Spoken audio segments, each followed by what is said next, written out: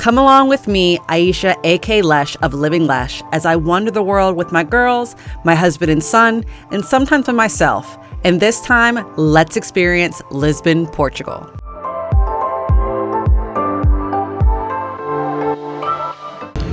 So I'm heading off on another adventure, of course. I've never sit still, but I'm heading off to Portugal, visiting Porto, Cascais, and Lisbon. I am meeting with one of the babes, but it's not a babes that wonder trip. I'm meeting with my fellow babes, Jess, of Miss Moore Style, and we're heading to Portugal. She's on her way in. I left Philly around 1 o'clock today, and I have labor in Newark. It's been about 5 hours. I've been sitting here just getting a bunch of work done before we get on our 8 p.m. flight. That is about 8 hours, depending on how it goes. I will be landing there right in the morning. It's a 5-hour difference. They are ahead. So we'll be landing there at 8 a.m. their time and hitting the ground running. So we're gonna try to fight the jet lag, do it all, but super excited to be heading to Portugal. It's one of my bucket list locations. And we're there for about 9 days from landing there on the 5th officially, traveling the 4th, landing there the 5th, and then leaving the 13th. So stay tuned for all the epic adventures. I'm so excited to share with you all this trip. Probably going to be in multiple phases. So this is the start. We're landing in Lisbon, going to Lisbon, and then next thing you know, we'll be in Cascais in Porto. So this is part 1 of the Portugal adventure. After an overnight flight and with the time difference, we landed in Lisbon at 10 a.m. the next morning. After getting off the plane, we headed to the visitlisboa.com kiosk to get our Lisbon Card. The Lisbon Card is a popular pass that I highly recommend getting because it gives you great benefits such as access to various attractions, free public transportation, and discounts at shops. Then after calling an Uber, it was a 15-minute drive to the Marques district where our hotel was located. We were staying at the PortoBay Marques, and it wasn't quite ready for us to check in yet, so we went to another location, the PortoBay Liberdade, to have lunch at the bistro. In my opinion, the menu was a little limited, but the options were still great, and it held us over until our room was ready. Around 3 p.m., our room was ready, and first impressions matter. Stepping into the PortoBay Marques, you're immediately greeted by a sleek and stylish lobby. The contemporary design and welcoming atmosphere make you feel right at home. The guest room was actually very good for us. It gave us enough space, and it was comfortable and provided us an enjoyable stay. We loved waking up to the morning sun and also just kind of walking out onto the balcony to enjoy the magnificent view. Another highlight that I really enjoyed was the fantastic rooftop terrace that offered breathtaking views of Lisbon's skyline. Arrived in Portugal. We have made it to Lisbon after about a 6-7 hour flight. I slept the entire way because it was an overnight flight. It is 5 hours ahead, so I'm a little behind on flight, a little bit jet lag. But we made it here. We're staying at the PortoBay Marques, which is like right in the city center. A lot of things are walkable. So we're starting off our first day. Like I said, we're in Lisbon. We're spending about 2 to 3 days here before heading to the other locations around Portugal. But we've checked in, we've had lunch, and now we're about to head off and explore. Rideshare is available, such as Uber and Bolt. Actually using the public transportation system is super easy. With your Lisbon card, you actually have free transit through the metro as well as the bus. So we spent a lot of our time just using our transit, going through the metro to get from different areas around Lisbon. Our first place to explore was the Carmo Convent, which is a hauntingly beautiful reminder of Lisbon's rich history. The awe-inspiring site was once a grand Gothic church, but tragically it was partially destroyed by the devastating earthquake of 1755. What remains today is an open-air museum preserving the remarkable skeletal structure of the church. It's an architectural marvel with towering arches and majestic columns that offer a glimpse into the past. Adjacent to the ruins is the Carmo Archaeological Museum, which houses an impressive collection of artifacts and archaeological finds. You'll find mummies as well as certain things, but I didn't show everything because you have to really experience it yourself.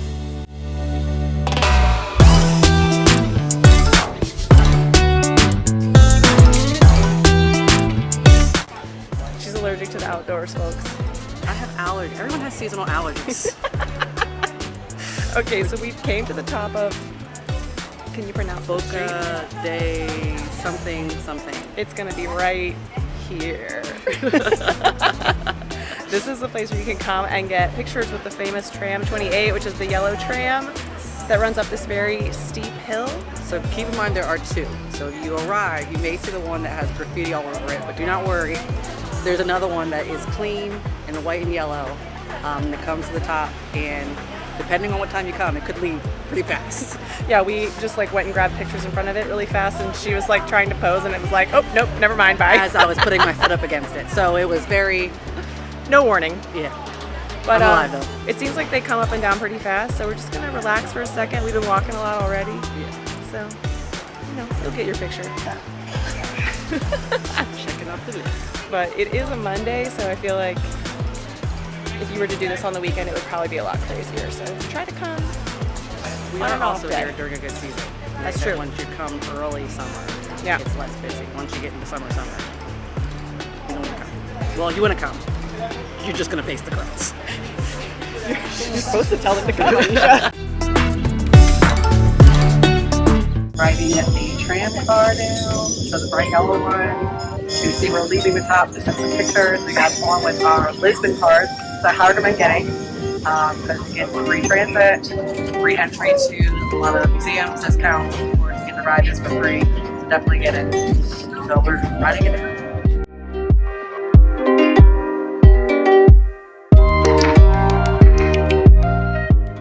After riding down the tram and using our Lisbon card, we ended up at Out Market Lisbon, where it is a food lover's paradise. This vibrant market brings together some of the best culinary experiences that Lisbon has to offer, all under one roof. When we entered, I was so overwhelmed, but so excited about all the offerings, and actually didn't know where to start. There were so many things I wanted to taste and try that it was really hard to pick.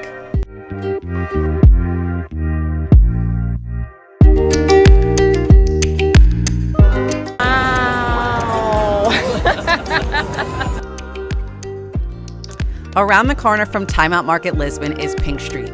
We didn't spend too much time there because there's actually open restaurants there with people sitting outside, so we didn't want to be out there and just be in the way where people were eating. So we ventured around and just explored the area of Lisbon. We ended up spending time in Rossio Square, also known as Praça Dom Pedro IV. It's a central square with a hub of activity where people just come and relax. There's some shopping around, and you could just take in the sights and the hustle and bustle of Lisbon.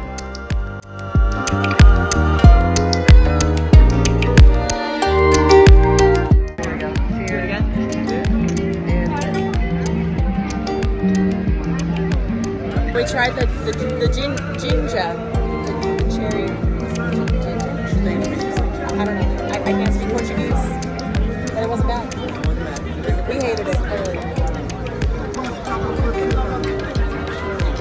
And then you get cherries on the bottom.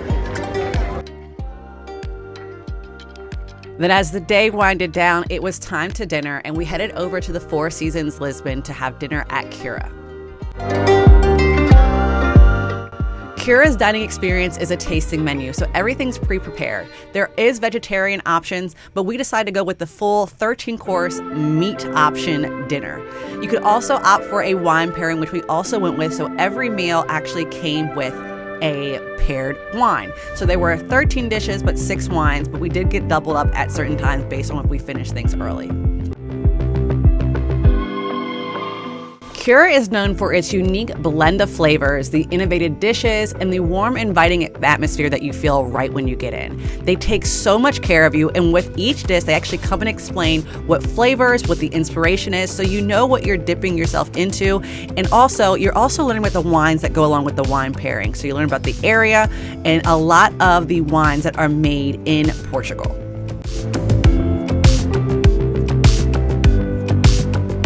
This tasting menu did give me a lot of new different flavors to try out. At one point, they actually brought out a pigeon, which I was a little hesitant about, but I decided to try it out.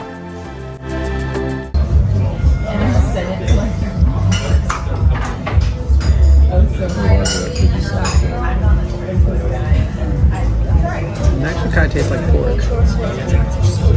Yeah? Pork. And chicken. But it doesn't taste bad. Okay, I have hope. But I think it's just still the thought that it's pink.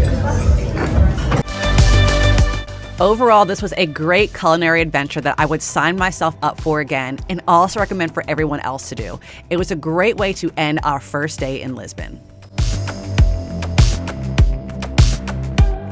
To kick off day 2, we actually had breakfast right in the hotel at PortoBay Marques. They had a open area where you could grab different foods that you wanted, some donuts, some pastries, different cereals, anything that you could possibly imagine to get your day started off right.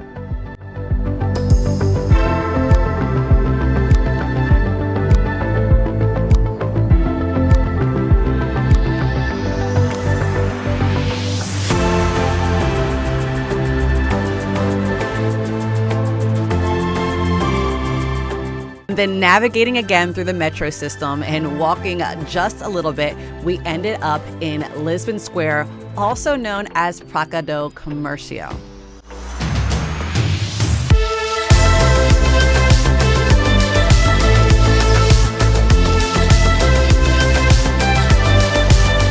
So it is the afternoon of day 2. Yesterday we did some exploring, and now we are out. We took the train all the way down from the Marques area down towards the water.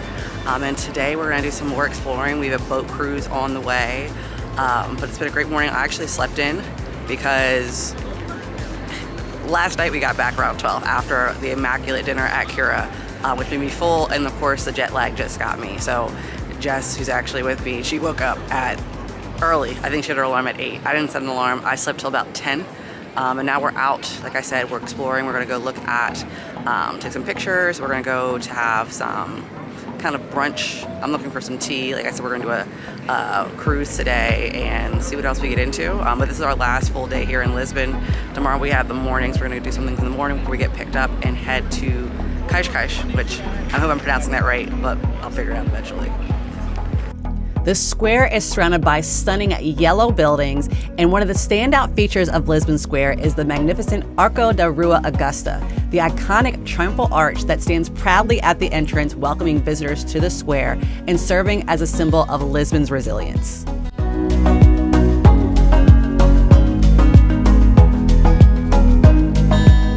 After some more exploring and walking through the narrow and upward streets of Lisbon, we ended up at Lisbon Cathedral, also known as Sé de Lisboa. This magnificent cathedral holds great significance as one of the oldest and most iconic landmarks in the city, dating all the way back to the 12th century. The cathedral's facade is a remarkable blend of architectural styles, which is a testament to the different eras and influences that have shaped it over the centuries. Stepping inside, we were greeted by the cathedral's awe-inspiring interior. The high ceilings, the beautiful stained glass windows, and the intricate chapels create a serene and sacred atmosphere, inviting everyone that comes in to reflect and just take in the spirituality of it all. Lisbon Cathedral houses several chapels, each with its own unique charm and historical significance. I took a look around and looked at each one, and the Chapel of St. Vincent, due to the last name, really caught my attention. That chapel is actually dedicated to the patron saint of Lisbon and is a sight to behold with its stunning altarpiece and ornate decorations.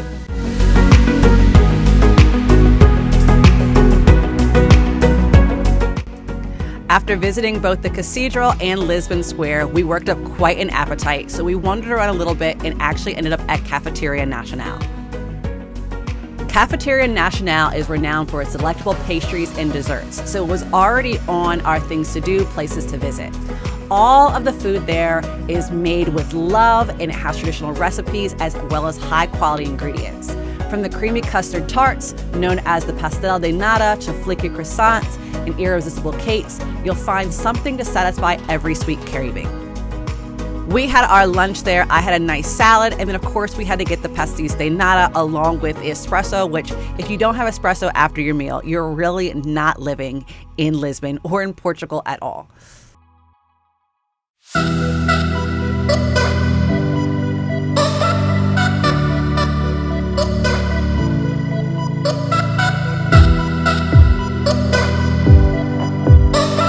Jess is trying to kill me.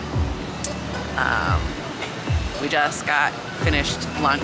It was so good. It originally was supposed to be brunch, breakfast with tea, and then it just turned into lunch. But now we just came out of Cafeteria National, where we had our lunch and had a great little pastry. What's the name of the pastry? Pastéis de nata. Yes, she's pronouncing all the food. I have no clue half the time. I'm probably butchering it also, so don't judge me, please. Just I'm trying. It'll be in right here. right here. That's how you spell it. There you go. But we are about to head up. I'm gonna flip around so we can see. All the way up there. I don't know if you can see it. You'll see, I'll show you real quick. But yeah, we're heading all the way up there. Not really sure how we're getting up there, as many know. I'm not a walker. We've been doing a lot of walking. I've completed all of my rings on my Apple Watch every day. I mean, it's a beautiful place. So I highly recommend if you are coming to just plan to walk, to always bring sneakers. Do not do heels, do not do sandals, sneakers. And then, use transit, so the Lisbon Card. So you were off there, and then we're gonna do like I said, we're doing a cruise, I said that earlier. So now I'm trying to navigate. Jess is sitting here trying to get her navigation together. So, exciting.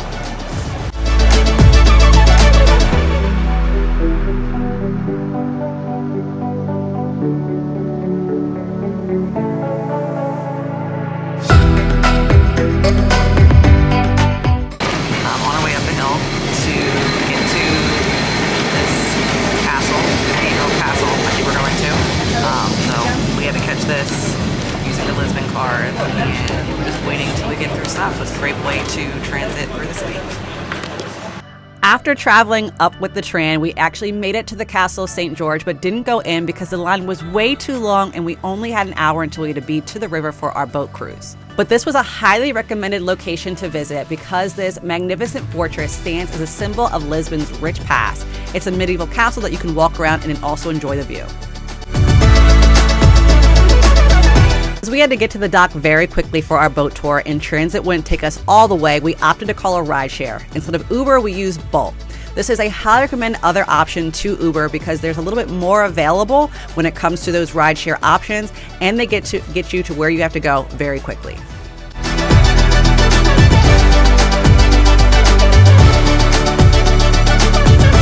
Location where we're meeting Lisbon by boat is actually home to Rosa dos Ventos, as well as the Padrao dos Descubrimentos, which I apologize if I am butchering, but it's a great sight to see, especially while on land, and then of course boarding the boat to go on the boat tour to see everything else about Lisbon.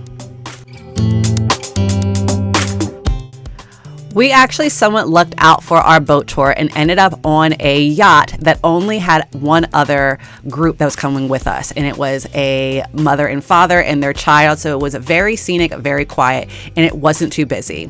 With Lisbon by boat, you actually board the yacht and you're able to sit wherever you want along the boat to take in the sights.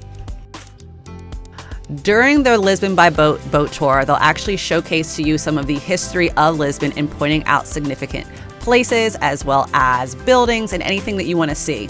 It's not too overwhelming, which I really enjoyed, so you're not constantly having to hear someone talking to you.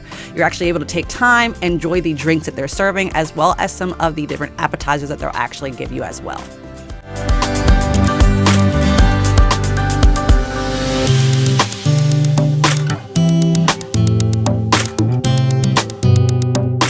After our yacht cruise, it was time for dinner and we went to Scene Restaurant, which is a rooftop restaurant above Tivoli Avenida Liberdade, which was right down the street from our hotel.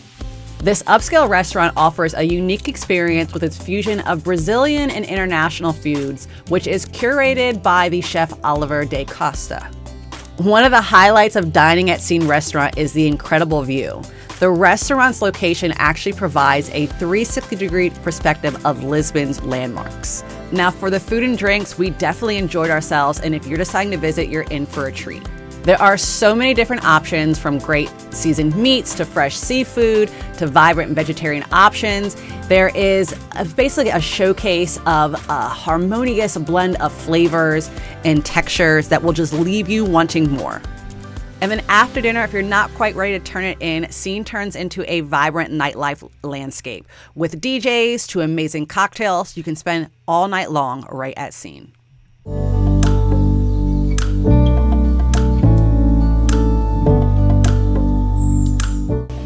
It is the third day we've been here. We got here on the 5th. 6 is now the 7th, so it's been about 72 hours since we've been in Portugal. off this morning to Cascais. I'll be pronouncing it right by the end of this video, probably by the end of the trip once I get super used to it. But we are getting picked up by the tourism board. So we are here with the tourism board to see some of the sites. So we're getting picked up from our hotel in Lisbon to travel to the city center this morning. Knowing just the area, Lisbon, Cascais, and Sintra are very close together. And even when we got picked up on our first day from the airport, the Uber driver did tell us that Cascais is like more of a day trip, so you can see a lot of it in a day. But there are a lot of things to do around Cascais. So if you're staying in Cascais, you can stay in Sintra. You can also see some of the other places. So we'll be doing a lot of the hot spots while staying in Cascais, which we're actually staying in Sintra at a hotel called Penha Longa. Again, I will pronounce it right once we get there. So this is the second part of our Portugal trip. Probably about a half an hour till we're about to get picked up, and then it's about a 15-20 minute drive, give or take, for traffic to get to the city center. So we'll be exploring before we get to the hotel, and then we have about 3 days in Cascais for then moving to Porto, which we will have to take a bus. But just some things, if you are traveling to Portugal and Lisbon's already on your list, might as well just add Cascais in Sintra if you're not already planning on going there. Add it in there. It's a very quick day trip. Everyone keeps saying it's closer than Algarve, which is like the beach, is a popular area. But you can see a lot of the castles that are over there in Sintra that are marvelous, which you will see in this video as well. But again, first day, heading into Cascais, going to tour around the city center, stop at some places, possibly get some ice cream. It is a gloomy day to start off the day, unfortunately. It still looks a little warm outside compared to what everyone else is wearing, but they may be used to it. But it's not as bright and sunny as it has been our first few days, but doesn't mean that we still can't go out and have a great time.